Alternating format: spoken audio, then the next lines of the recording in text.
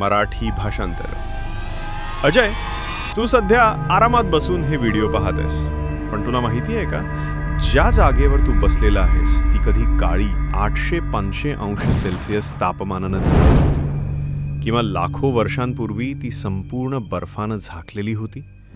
हो, हे दोन्हीही खरे. या 15 मिनिटांच्या प्रवासात आपण पाहणार आहोत पृथ्वीचा 450 कोटी वर्षांचा इतिहास. पूर्वी आपल्या सौर मालेच्या जागी केवळ धूळ आणि वायूंचे ढग होते.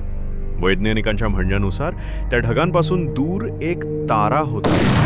त्या ताऱ्यातील ऊर्जा कमी होत गेली आणि अखेर तो विस्फोट झाला. त्यामुळे त्याच्या सभोवतालची धूळ एकत्र येऊन दाबली गेली आणि मोठे उल्का व खडक तयार झाले. या ढगांमध्ये असलेले रेडिओ ॲक्टिव्ह पदार्थ आणि गुरुत्वाकर्षणामुळे त्यामधील हायड्रोजन व हेलियम एकत्र झाले आणि एक मोठा विस्फोट झाला, आणि अशा प्रकारे सूर्याचा जन्म झाला. सूर्याभोवती फिरणाऱ्या पदार्थांमध्ये टक्कर होत गेली आणि बुध, शुक्र, पृथ्वी आणि मंगळ या ग्रहांची निर्मिती झाली. पृथ्वीभोवती गुरुत्व असल्यामुळे बरीच उल्का तिच्यावर आदळू लागली. या टक्करीनंतर पृथ्वीचे काही भाग अंतरिक्षात फेकले गेले आणि ते पृथ्वीभोवती रिंगसारखे फिरू लागले. याच रिंग्जामधून टक्कर होऊन चंद्राची निर्मिती झाली. तेव्हा पृथ्वीवर एकच समुद्र होता आणि तो 1958 अंश सेल्सिअस तापमानानं उकळत होता. हजारो वर्ष उल्कांची सतत टक्कर होत राहिली. त्या उल्कांमध्ये पाणी, मीठ आणि खनिजे साठलेली होती.